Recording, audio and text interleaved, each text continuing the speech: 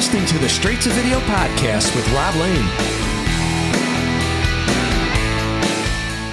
What is up? It's almost the end of the year, but I'm back with a brand new episode of the Straight to Video podcast. So thank you as ever for the great support and continuing to listen to the show. So I'm planning on seeing this year out at full speed. The past few weeks seem to have been non-stop, particularly this last weekend as it saw a trip to London and Wembley Arena, my very first time actually, to catch the mighty Bowling for Soup on their biggest ever headline show, and it was as amazing as you could have hoped. So cool to see a band doing so well for all the right reasons and feeling so much love in that room for them. They really are unstoppable right now. Following that, I headed home for the very first retro Christmas market at our 80s video shop, which was a lot of fun. Thank you to all the amazing traders who took part and to everyone that came along and picked up some cool gifts. Hopefully this is something we can do more of next year. This weekend sees our Christmas party at the shop. If you've got a ticket or one of our Patreon supporters, then nice one, because that place is going to be packed. After that, I'm promising myself a week or so off for Christmas to recharge for what I hope is going to be a great 2026.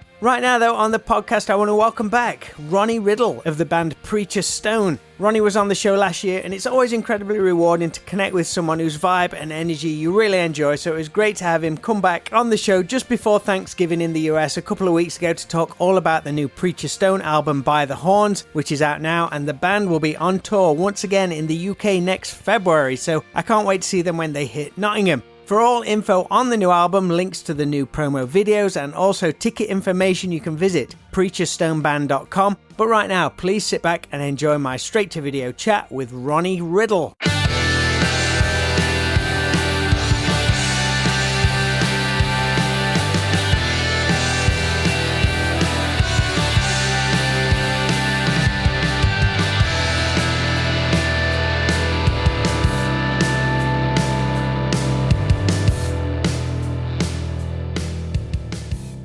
Good afternoon, sir. How's it going? Going great. How about yourself? Yeah, good to see you again, mate. How you been? Pretty good, but man, my Dolly Rots hoodie is dirty. Oh, I'm wearing a new one, look. I was looking for it, and I said, God, I got to wear that. And I looked, and it's in the washer. It's wet right now, so it gets worn quite a bit. Nice one, mate. I got a new one earlier this year because they get worn out. I'm just glad to know that they're still kicking it. Absolutely. They're over in the UK earlier this year, so they're always coming back. You need to check them out next time they come through your town. I'm sure they'll be heading over there sometime soon. I would love to, because I like the energy. That kind of punk is sort of my guilty pleasure. I like the energy and the simplicity and the vibe and everything. It's just, it's exciting to me. Gets your heart pumping. Totally. And they bring the kids out on tour with them now all the time. See, that's just good though. Because, I've got friends of mine that have, done really well. And I just remember back in the day when their kids are grown now, but I remember back in the day when it was like this rock and roll onslaught on stage. And right before you go on the part, nobody got to see, but I got to see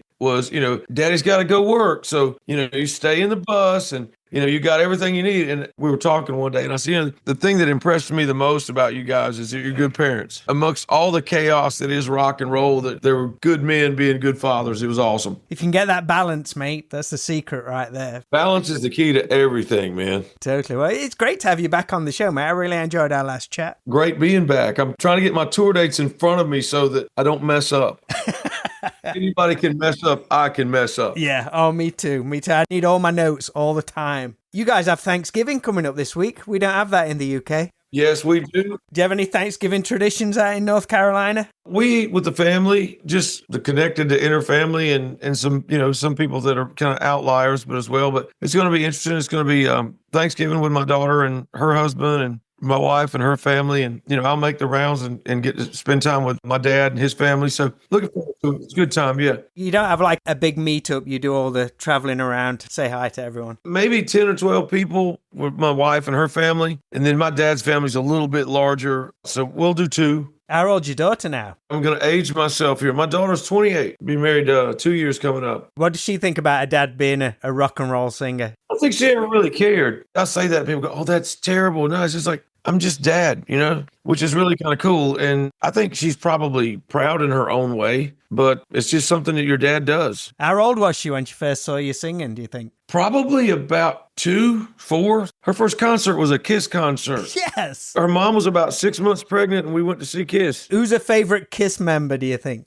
I don't know. She may not even have one. Oddly enough, since you and I, we have eclectic music taste and we go down these rabbit holes, which I enjoy thoroughly. My daughter's favorite band, and my daughter and my favorite band together, our band together is Flogging Molly. Right. So a couple years ago for Father's Day, she calls me up. She goes, "What are you doing on this day?" And I said, "I don't know. What are we doing?" And she said, "We're going to see Flogging Molly in Charlotte." And we went to Charlotte and saw Flogging Molly. We had VIP and we're backstage. And she's been around the business because of me and she knows how things work. And so we go into this VIP area. There's Dave King from Flogging Molly, and he's just sitting there minding his own business. And I said, "Well, there's Dave right there." And she said, "Do you know him?" I said, "I don't know him. I've never met him. I'm just like you. I'm just a fan." He was kind of sitting back, having a cup of tea and maybe a cigarette, and we could see where he was and we could get to where he was. And she said, "It's an hour before showtime. I don't think we should say anything." And I said, "I think you're right. I think you made a good call." We did observe the proper rock star etiquette, and he actually waved and smiled. And she said, "Well, he's very nice." I said, "He seems very nice." But Flogging Molly's our jam, the two of us together. And I took her to Van's Warped Tour when she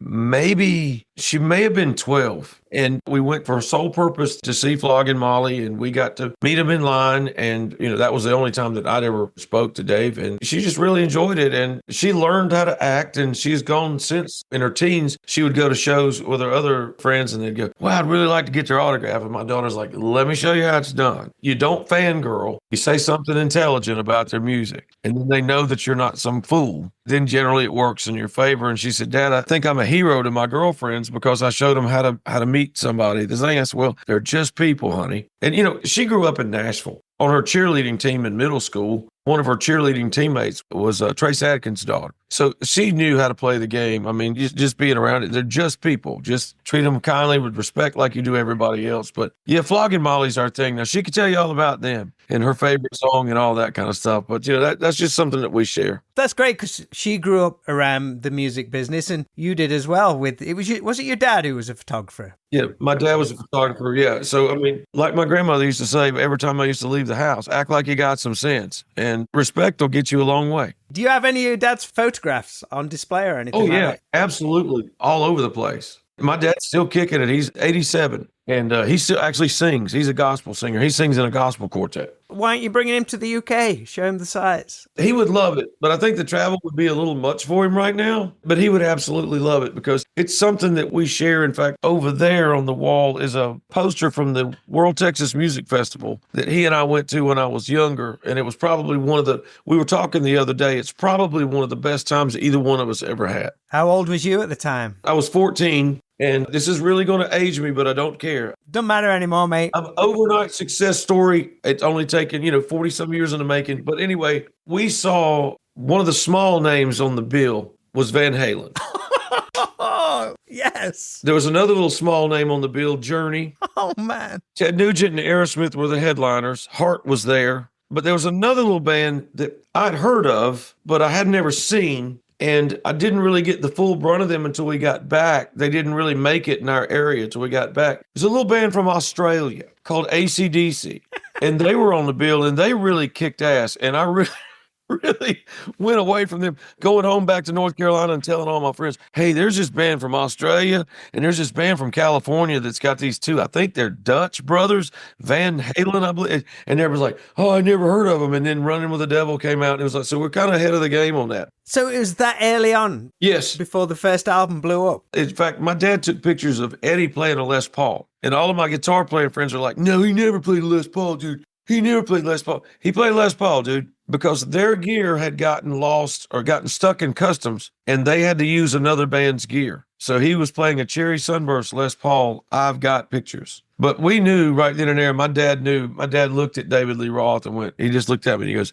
"That's a star right there. That's a star." So, just memories that we share. My dad's got He saw Buddy Holly and Chuck Berry and Fats Domino and all those people when they first came out. My family's steeped in music from a long way back. Did he ever get to shoot Van Halen again? No, we never shot Van Halen. Most of the people he did were on CBS. I mean, there was, Aerosmith, Blackfoot, Molly Hatchet, Journey, REO Speedwagon, Judas Priest. I mean, the list is huge. Heart. I mean, the list goes on. And then you get into the countryside, Charlie Daniels and people like that. So it met a lot of wonderful people through my dad. And to be honest with you, he was already a photographer. I think he just got into taking music because it was a way for, him to support what I wanted to do. Did he used to process his own photographs? Oh, yeah. Back in the day, I mean, that was one of my jobs, growing up in school is when I was old enough to drive, I would drive his stuff down to the lab on Friday and drop off what he had taken during the week. And I would pick up what was ready. And you did your color. And he developed his black and white stuff himself. But he did his color work at a lab in a neighboring town. And that was one of my jobs, was to drive it over there and pick it up. That's better than picking up your holiday photos, going down and there might be some photos of Journey or Aerosmith or something like that in there. Later, we talked about it because my dad was always really good at everything he did. And we talked about it later. And he goes, man, he said, I used to look at my color. We were talking about singing. And he goes, so now I hear my voice and I'm not really thrilled with it. I said, well, I understand how that feels. He said, well, it's like when I used to take my color work down and have it developed. Everybody would brag on how good his color was, but he never thought it was good because it was his. And he would look at other people's and think that it was better. And it was really interesting later in life to hear my dad say that, because my dad always came across as such a confident person. Never thought that he ever had a self-doubt. I think that's a creative person thing, isn't it? Always looking down on themselves, always thinking somebody else is doing better, or you're never up to somebody else's standard. It has to be. I think everybody suffers from it if they'll admit it. You simply dismiss what is yours because it's yours.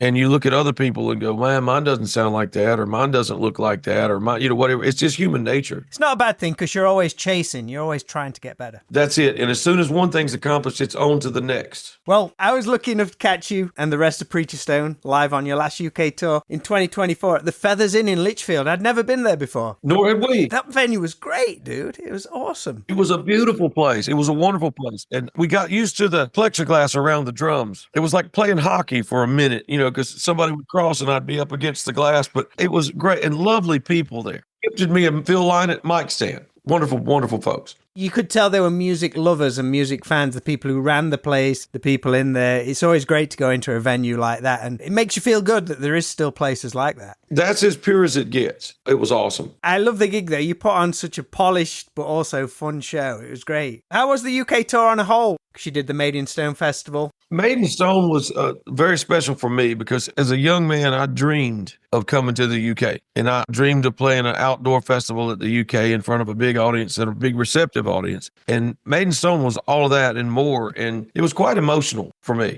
Sometimes between verses, it was a bit of a tearful experience because we sound checked at Made of Stone and you sound check in front of nobody. And we're first on that stage during the day. So you're pretty much thinking, or I'm pretty much thinking, there's a possibility we're going to play in front of nobody. Okay. We don't care. We're emotionally prepared for that because we're going to go out and play for each other. That's what we do anyway. And we sound checked and went and changed clothes and got ready to come back on. And when I walked up the steps and looked, the place was packed and they were loud. And somehow they knew the words. And I kept thinking, this is happening. This is really happening. Do you check in with your 15-year-old self at any point during the set? Yeah, it really was, because you're like, I can't believe this is happening. Because I do this because I have to do it. My bandmates are the same way. We don't have a choice in the matter. There is a burning physical, emotional need to create and perform. Money doesn't enter into it. It should. I wish it were more of a factor. Only a factor sometimes because there's maybe not enough, but we're completely 100% independent. And if you look at it that way, it's amazing the things that we've been able to do. Like you said, though, we're always looking for that next thing. And you're always, well, that's down. That's good. What's up next? But to do that was just looking around. And I've talked about it with several of the guys in the band, and that's just up there. I mean, we played in front of large crowds before. We did Rocklahoma, and we've done some shows in North Carolina that had thousands of people, like with 38 Special or with Grand Funk Railroad. But the emotional charge out of being in another country and people knowing your songs and singing along and then being happy to meet you after it's over with, man, if you could bottle that, you'd end war. I tell you that right now. You just let somebody have a sip of that, they'd be like, nah, we ain't fighting no more. We just got to rock a stage. That's all we need. Exactly. Did you get a chance to see Mr. Big or Live in Colour on that day? You know, our trailer was right beside Living Colors. And I have never, I mean, I've met nice people in this business and I've met not nice people in this business. Those guys are absolutely wonderful. Before the set, you know, I got to introduce myself to Corey Glover and I thought, you know, man, I love your voice. And we was talking, it was cool and everything. And then we did our set and I looked over and they're over to the side, nodding their heads. And I'm like, you know, somebody tell 16-year-old me this is happening. And afterwards, they were just really, really complimentary and very supportive and said, man, we need to do something together sometime. And, you know, hopefully that works out. And Mr. Big was incredible. Always, man. That's the bar right there.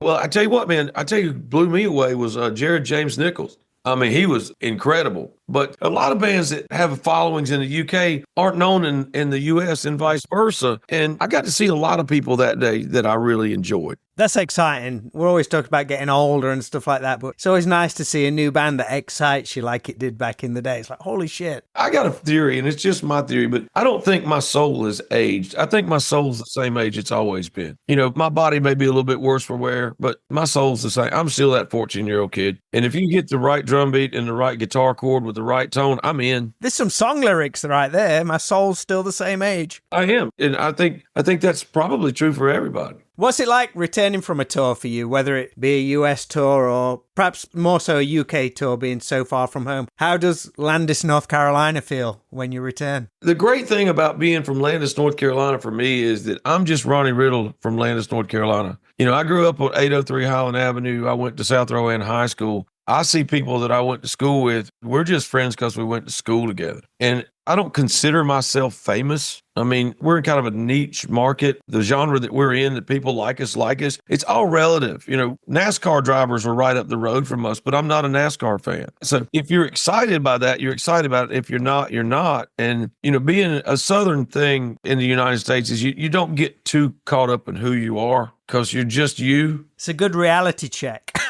It is a good reality check, and I like it. I like the fact that you can come home and just be you. Our family and friends are always excited, though, to hear new stories about how the trip has been. Somewhat. You know, I've got some family members that just recently caught on to what I'm doing. I mean, they always knew that I did it, but they just recently caught on to actually coming to a show and listen to the music. And that's really special for me, for them to come out to a show. And, you know, we had a big laugh out of it because I told the guys, I said, if you hear somebody refer to me as Little Ronnie, let me explain. It's because my dad's name's Ronnie. And growing up, he was Big Ron and I was Little Ronnie. So the guys in the band loved that. So I've been Little Ronnie now for about 6 months. And it's kind of cool. I don't know. But no, it's nice when they are supportive of you because this is difficult. Doing this is difficult. And I think every artist probably goes through the fact that your family really loves you and they really support you and they're really into it. But there comes a time when they're like, God, he's taking a beating. You know, isn't it about time to be, normal? And they won't say it, but you can kind of feel it, you know? And my mother, God rest her soul, my mother gave me the best advice anybody's ever given me about this. She said, can you not do it?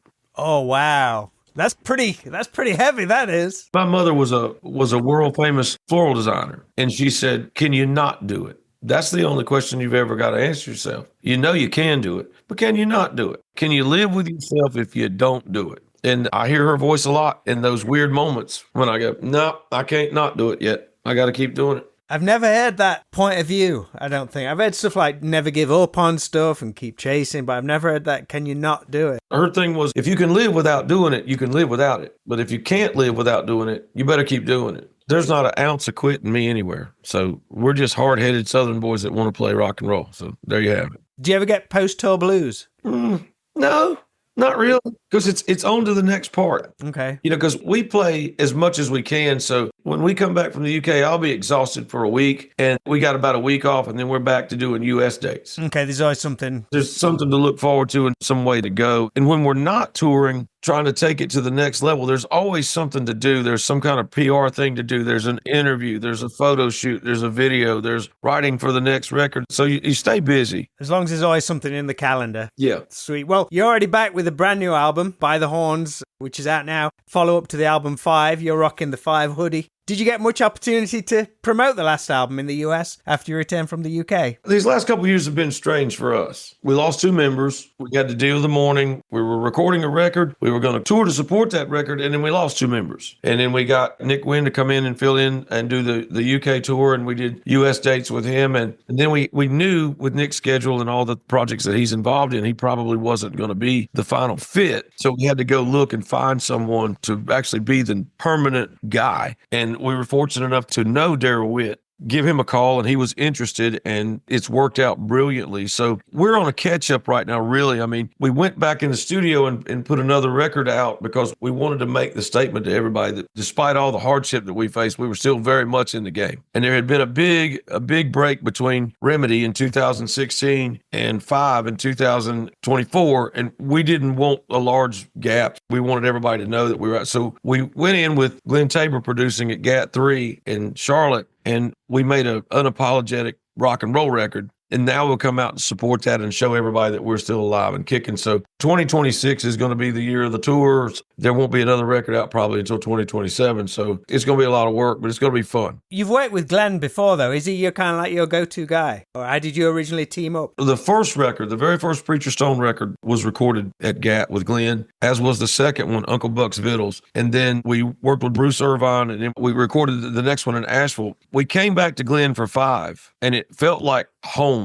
And our relationship blossomed with Glenn recording Five. And from here on out, I don't know that we'll ever record with anybody else. Because when somebody is as talented as Glenn gets involved and invested in what you're doing, when you win a couple Grammys, you listen to guys that win Grammys. And when they say, I think you ought to split those guitar solos and maybe that bridge needs to be here. And I'm going to add, I know you don't like effects on your voice, Ronnie, but I'm going to put some reverb on the bridges. And you're like, okay. And we've learned, you let him mix it, and then let him send you the mix to listen to. And you make a couple suggestions, but rest assured he's already thought of that and already corrected them. I guess it's just finding people that know what they're doing and let them do it. And it takes a lot of pressure off you. All you have to do is go in and be the best version of you and let him sort it out. And that works for us. I'm not a big fan of recording. Once my parts are down, I like the bits after that, adding all the other bits. But I also love the bit of just handing it over to somebody, then being able to almost listen to it as a fan. That's important, not worrying about, turn the bass up or turn the guitars down or up or down.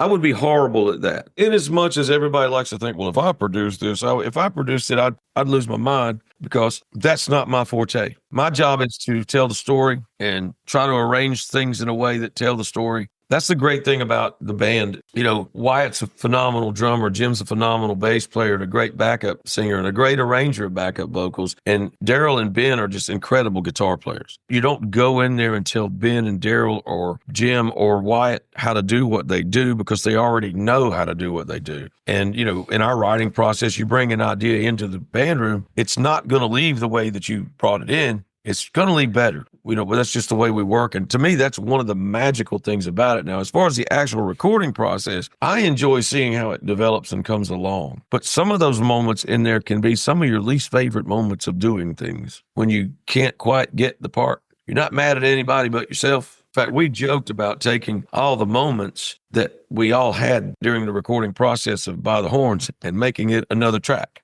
I mean, parental advisory for sure.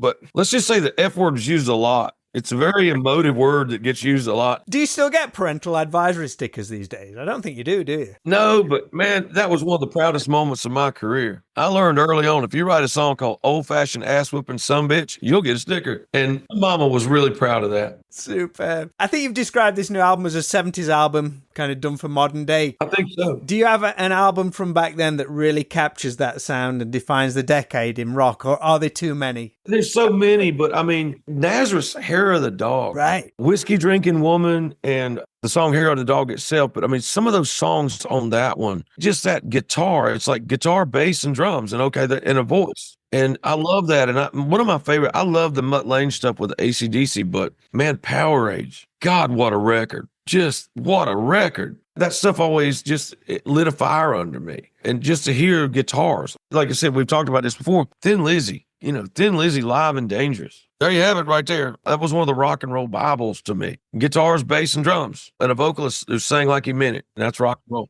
So how is it then, saying that, how is it with today's technology to approach recording an album to sound like something from 5 decades ago? Is there ever like a temptation to just, let's just set up in the room, mic everything up and just go for it? You pretty much described our method. I mean, at GAT, there's a large room where everybody but me is in. The guitar players are in there, and Jim's in there with a bass, and Wyatt's in there with a drum kit. And the amps are sequestered in other rooms where their, sound is kept away from the drums. It's isolated from the drums. A lot of big room mics to get the ambient sound. In fact, while we're recording it, Glenn stopped us and called a meeting in the band room, said, everybody in a big room. We all go in a big room. He goes, there's been an element of polish in your sound. And, a pop 38 special kind of polish, it's in there. Do we want it in there? Because here's our choice. Right now, we got to make a decision. Do we want that? Or do we want to take the governors off and just let this thing ride and be what it is? And we're like, let's let it ride. So then drum mics got moved to get the more, for lack of a better word, John Bonham thing. The effects disappeared from the guitars, and it was plug into the amp and crank it. And it was ungodly loud in those isolation rooms. But everybody's in the room, and it's literally count to 4 and play the song. I'm in a booth over here, in the isolation booth, and I sing along so everybody knows where they are. And then you come back in and you dub the solos, the vocals, and the backing vocals. Is that throughout the entire album, pretty much? Yes, that's the method. Sometimes we even take the rhythm track out under the solo so that it sounds like it does when we play live. That's Van Halen style. As Jim calls it, our bassist, Jim Bolt, calls it, there's no point in you half-assing that rhythm that you don't play anyway. Because you screw it up for the rhythm section. If you're playing something that's not going to be there and you're not playing it well because you don't normally play it there, it doesn't need to be there. And that's the way we approach things. Then you may add, you may add an acoustic here or there. A bit of percussion or something like that. Yeah, it's pretty much as is. That's the honest to God truth. That's not the made up version. That's the way we do things. It sounds so punchy. It's like, it's just get those instruments right. Get the separations right. That's all you need. Yes. Like we always tell live sound engineers, make us louder. That's all you really got to do, because we're going to give you what we sound like. Just balance it out and make it louder. And we have a brand new video, The Devil You Know, which is out now. Already had videos for Writing on the Wall and Think By Now. Who films and directs your videos? Do you always use the same team? Well, for Writing on the Wall and The Devil You Know, we use West Art Video here out of North Carolina, our good buddy Wes Cobb. As we are with Glenn Tabor, he's just the guy that knows what he's doing, and he knows us. He could come into your living room and make a breathtaking video with a flashlight and one camera. So we just tell him, here's what we got in mind, and you do. And we leave him alone, and he sends us the result, and we go, yes, or can you fix this? And very rarely is there a fix ever. I don't know that there's ever been one. It's all about finding out people who get you and know what they're doing and let them do it. Because in the Writing on the Wall one, it's almost like a set of a bar kind of scene. There must be somewhere in North Carolina which has that look. There is. It's called C&D Salvage in China Grove, North Carolina. It's owned by my good friend from all the way back to junior high school, a guy named Scott Cook, who's been a friend of mine for life. And I went to his place and said, hey, man, you mind if we shoot a video here? He goes, man, I'll give you the key to the place. And he did. Health and safety gone mad. Yeah, that's actually in a barn on the side of a salvage yard with wrecked cars piled up on the side. And we just went in there and we didn't change anything. We put some lights in there. Okay. I thought it looked like a custom built set. No. If you were here now, we'd drive over there and I'd show it to you. It's still the same. Love it. We had a blast over there doing that. And The Devil You Know, oddly enough, was filmed in our rehearsal studio. Have you shot much footage from your trip to the UK? There's like a bunch of old European footage from is it on like that 19 Days documentary or something? Yeah. We created a Dropbox and we all go over there and we video stuff and we put it in a Dropbox all to use later. I've got hours of stuff, just me personally, stuff that I shot. And the trouble with that is you remember to get your camera out after you missed what you really wanted. Yeah, well, I'll shoot now and see if something happens, That means you're having too much of a good time and in the moment. Are you kidding me? I mean, it's incredible. Because people ask me, so, well, how often do y'all play when y'all go over there? Every night? You play every night in a row? Yes, because if you're a band and you're not playing, you're leaking money. Money is draining out. Money needs to come in. I think this next tour we have one night off. Yeah, I think that's all you need. One part way through. Too many days off is like, not only expensive, but it's boring. It is. And the funny thing about it is when you get to that day off and you're like, yeah, tomorrow's our day off. What are we going to do? And everybody starts making all these elaborate plans and stuff we're going to do. And then it's 3:00 in the afternoon and nobody's seen anybody yet because everybody's going to sleep all day. So that's kind of the way it works. Wasted time. So going back to videos, how much of an MTV kid was you during the 80s and 90s? Do you remember any old school videos that had a big impact on you? Was MTV a big thing for you? Yeah, we didn't have the scrolling. It's like, I'm just going to sit here and I'm going to watch one more video. Just one more. And then 3 hours later, you're still watching one more video. I was a metalhead, so I always enjoyed the Headbangers Ball and stuff like that, where you could see people that you didn't normally get to see. Oddly enough, one of my favorite videos from the 80s was Broken Heroes by Saxon. I'm a huge Saxon fan. I relate to them. They still sound great. Everyone says how great they still sound. Well, as long as Biff can do it, do it. I'm following in his footsteps. I'm going to keep doing it until I can't do it. When I can't do it anymore, I'm going to stop. But I've been blessed and, I can still do it and I still love doing it and probably do it better now than I ever have done it. So just keep going. Did you used to stay up and watch Headbangers Ball or did you record it? Absolutely. When we could, because, I spent the 80s doing 200 nights a year playing. That's what we did. How was it for you seeing your buds Jackal on there when they blew up in the early 90s? Man, I couldn't be prouder of them. I love those guys dearly, especially, not just counting, the other guys, but especially Jeff and Chris, the Worley brothers. We've been friends since way before any of that. You told me the ashtray story last time. Yeah, we've been friends since way before. And I'm proud. And that's just all I say. And I will say this, like when I made reference to the guys being good fathers, that's who I was talking about. Sometimes you meet people in your life and you grew up with them and you've known them your whole life and they're your close friends. And then sometimes you meet somebody and it's as if you've known each other your whole life. I go see them every chance I get and I love their music and I enjoy the show. But main reason that I go is just to hang out with my buddies and hear all the stories that they tell me and try to get in the story edgewise sometimes. And I love them. It's that simple. I just love them. Love to see them live. I've never seen them. I think they've been to the UK once. They absolutely bring it and dump it out in a bucket as it should be. In fact, we were at Rock Ribs and Ridges in New Jersey one time and it was raining. We're getting ready to go on stage and it's not sprinkling, it's raining. And the stage is covered and the audience is way back off the midway under tents. And when it got time for us to play, our people coming down to the front and they're getting wet. And the thought occurred to my mind, I'm going to go out there and get wet because if I don't and Jeff or Chris hears about it, they're going to make fun of me for being, a word that I won't say on your thing. But they're going to make fun of me and they're going to call me girly or sissy because I wouldn't go out there. So we just went out there and just got soaking wet with the audience. It was awful. We had guitars rusting and all that kind of stuff afterwards. But to talk about the way they approach it and the way I approach it, the way Preacher Stone approaches it, it's the event. It's the reason you woke up that morning. There's no holding back. So when you see them, you'll see that. And they're wildly entertaining as we try to be wildly entertaining and they're honest. They are who they are. It's not an act. That's who they are.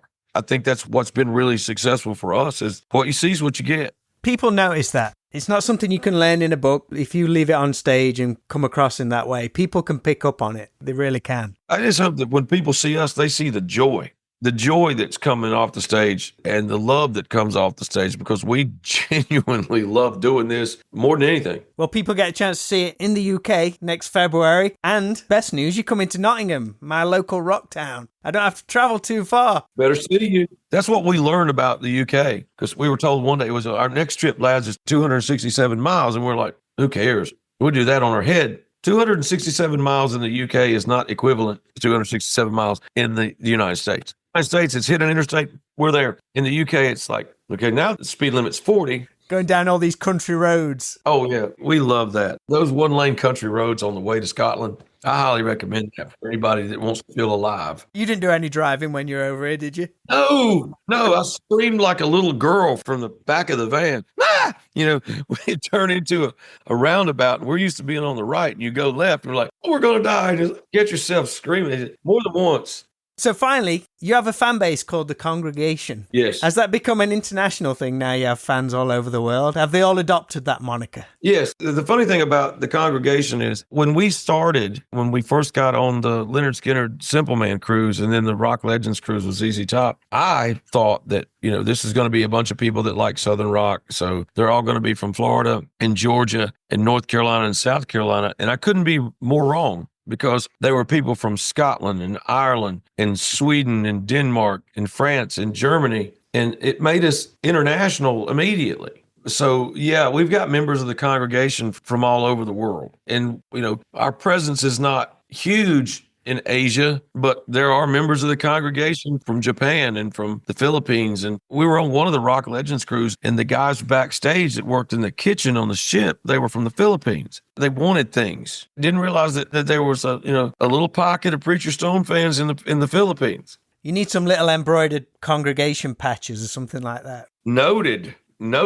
Got to do it. Was you ever in a band's fan club back in the day growing up, or wanted to be in one? I don't think I was ever actually in an official club. No. But I was an ardent supporter of, it was like I was a Judas Priest fan almost to a religion degree. Judas Priest, Saxon, Iron Maiden. There was a band from North Carolina that were big idols of mine called Jesse Bolt. They were awesome, but they opened for Kiss and Black Sabbath and things like that, and wonderful guys too. And they accepted me, and they were really cool to me. And it's like, okay, lesson learned. If I ever get to be somebody, I'm going to act like this. And they were just great people and great musicians. And so, I'm a religious follower, but actually like joining a thing, no. But I bought merch and I bought records, and it's a way of life. It was always dodgy territory trying to join a fan club, because there'd be like the address in the liner notes, and you kind of sent a letter off, and I don't know what we called them postal orders over here, but you some kind of check, a money order or something like that. Right. You never knew if you were ever going to get anything back. Exactly. Sometimes you did, sometimes you didn't. I never did anything like that. To me, it was always that when Aerosmith came to town, they were coming to town once, and if you missed it, you missed it. And the world was different. Now everything's on video and you can rewind it, or you can go online or whatever. But back then, man, you got that album cover and you sat in the floor, and you listened to the stereo with the dim lights, and you read that cover and you memorized it. And I remember I went to see a band. We got there early, and their sound engineer walked by, and I looked at my buddy and I said, I think that's, and I called the guy by name, and the guy turned around and goes, how do you know me? And that's from the liner notes. And he goes, I never thought I'd be famous, but, you look at the picture, you've looked at that picture all those years, and now the guy's just an older version of that picture, and he's behind the soundboard, so it has to be him, right? Oh, I love that. That's the degree, because I used to go see bands. It wasn't like, dude, we're going to party and make the scene. I was the weird kid, man. I was taking notes. I was watching fingers on guitar strings, and I was watching what the front man said and how the drums were set up and how the amps were positioned. I was in class. It was all a learning experience for me because I wanted to do that. You know what that is? That's life of training right there. Yeah. Training for life. My dad had connections because he took pictures, and there was a venue near my hometown that they would literally lock me in the DJ booth, where at 14 or 15 years old, I could not be soiled by alcohol or women, and I'm sitting in there, and it's note-taking time. And I saw everybody. And, I think I saw Molly Hatchet before the record came out, before they broke. I'm watching it. Okay, I like what he did. I like what they did. In my little band, we're coming up in the garage, and, I played high school football for a very successful high school football program. And when my high school football career was over, I applied that work ethic and my parents' work ethic of owning their own business to taking the fun out of rock and roll for all of my friends. I was like, he's too serious. This is life and death for him. And I'm like, yes, it's life and death for me. It was, but it's been awesome. And I still get to do it. So who's lucky? It'd be this guy right here. That guy right there. I love it. Ronnie, I'll let you go, but thank you for chatting with me, mate. That was awesome. Man, we could talk for days, man. Well, we could talk some more when you come to Nottingham next year. I cannot wait. I look forward to it. Sweet, man. Well, you have a very happy Thanksgiving. You too, my friend. All righty, and I'll see you next year. Always a pleasure.